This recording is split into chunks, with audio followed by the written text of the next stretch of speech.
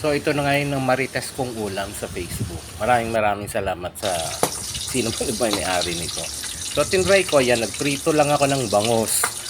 So dapat tostado para mas masarap para pag kinain mo, crunchy. Then sasamahan mo po siya ng sitaw. Ayan. Gisa-gisa prito ka lang. Tapos hiwalayin mo lang siya, hanguin mo lang. Then sunod mo na yung talong, prito ka lang din. Yung tamang half cook lang. Para yung kagat nalalasap. Tuloy mo lang.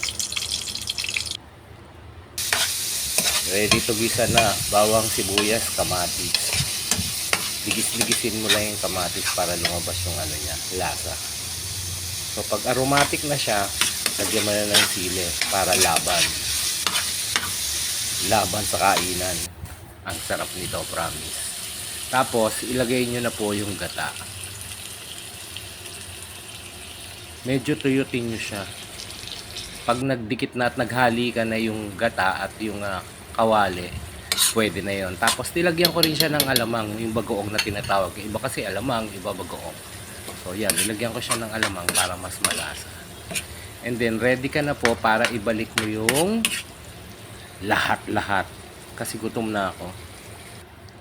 So yan, babalik lang po natin ulit yung mga bangos para maghalo-halo na ang balat sa tinalupan, yung mga lasang malalasap talaga sa pagkain mo.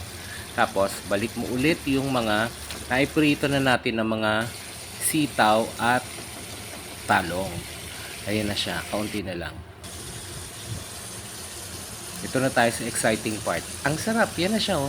Di ko alam ang title eh. Maraming salamat. Napakasarap. Sa nakita ko sa FB para sa iyo to. Thank you.